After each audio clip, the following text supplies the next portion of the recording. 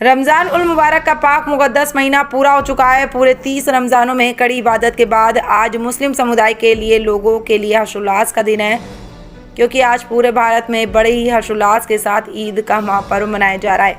ईद बनाने से पहले एक महीना मुस्लिम धर्म के लोग मस्जिदों में कलाम पाक की तिलावत करते हैं, नमाज़ पढ़ते हैं। रमज़ान के महीने में 30 रोज़े रखते हैं। कड़ी इबादत के बाद ईद का महापर्व आता है। कल ईद से पहले चांद रात थी। कल चांद के दीदार हुए। इसके बाद पूरे भारत में ईद का जश्न कल रात से ही देखने को मिल रहा है। लेकिन चांद के दीदार के बाद अगले दिन सुबह सभी मस्जिदों और ईदगाहों में ईद की नमाज की अदाई के बाद सभी मुस्लिम धर्म के लोग एक दूसरे से गले मिलकर ईद की खुशियां मनाते हुए नजर आए। इसी कड़ी में दिल्ली के अंदर लोग स्थित नमाज अदा की गई, जहां मुस्लिम समुदाय से जुड़े भाइयों में एक दूसरे के गले मिलकर सभी को ईद की मुबारकबाद दी। पूरे भारत में बेहद हर्ष और हर्षोल्लास के साथ ईद का त्यौहार मनाया जा रहा है।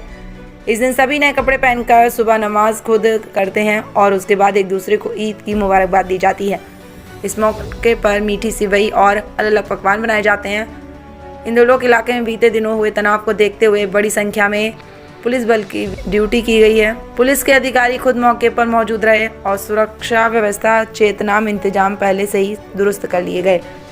और आज सुबह ईद की नमाज पढ़ने के लिए सैकड़ों की संख्या में यहाँ लोग पहुंचे, जिन्होंने एक दूसरे को गले लगाया, ईद की मुबारकबाद दी और सभी के चेहरे पर ईद के त्यौहार की खुशी देखी जा सकती है। में ईद की नमाज अदा की गई, किस तरीके से रहा सारा माहौल की बात की? मैं सबसे पहले तो आपको सभी देशवासियों को ईद की मुबारकबाद देना चाहता हूँ।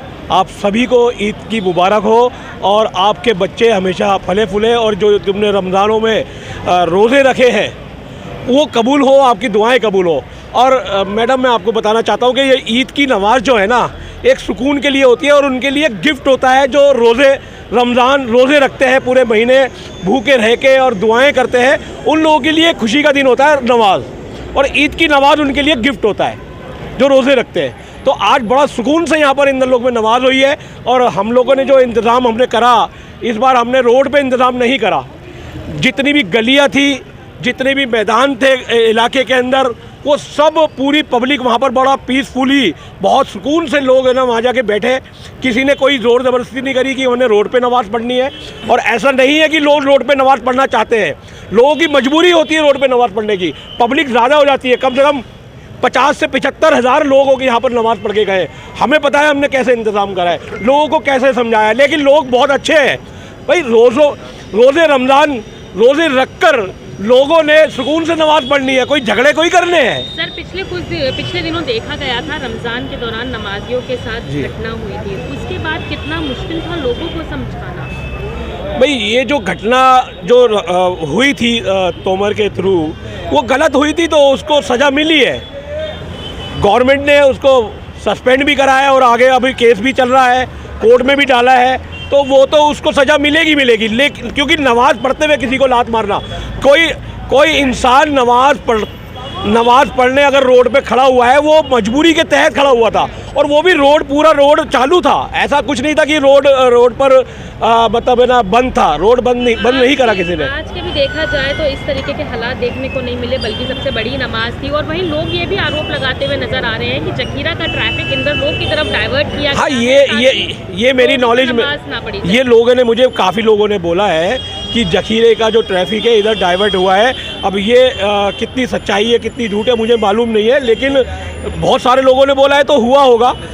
ट्रैफिक क्यों बंद करा तो वो तो ये प्रशासन ही बताएगा ना। ईद के अवसर पर क्या कहना चाहेंगे देशवासी? ईद के अवसर पर आप लोगों को, चैनल वालों को ईद की मुबारकबाद देना चाहूँगा, पूरी जनता को मुबारकबाद देना चाहूँगा।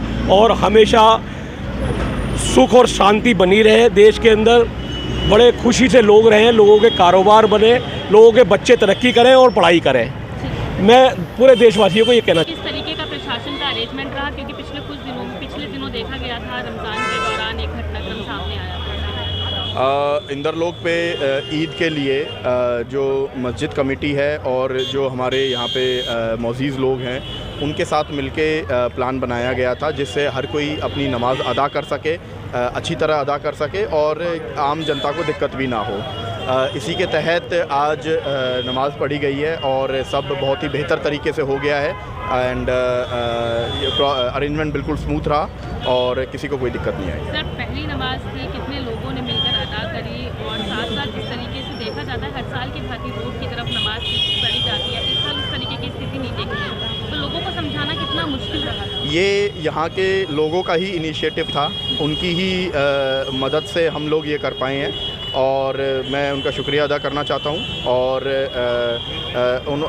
अभी सब ने बड़े आराम से नमाज़ पढ़ी और किसी को कोई फिर दिक्कत नहीं हुई। सर जिस तरीके का भारी पुलिस बल इंद्रलोक में तैनात रहा, क्या ऐसा और भी नॉर्थ डिस्ट्रिक्ट में तैनाती थी या केवल इंद्रलोक में पिछले घटनाक्रम को देखते हुए खास तौर पर तैनाती? नॉर्थ डिस्ट्रिक्ट में शाही ईदगाह है, सदर बाज़ार में सुनहरी मस्जिद है कोतवाली में, जहाँ पे काफ़ी तादाद में नमाज़ पढ़ी जाती है, वहाँ पे भी पुख्ता इंतज़ाम किए गए हैं, वहाँ पे भी बड़ा अरेंजमेंट लगाया गया है।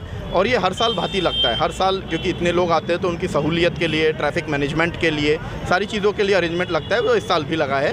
साथ ही साथ इतना ही बड़ा अरेंजमेंट ईदगाह पे भी लगा हुआ है। कितने लोगों ने नमाज की?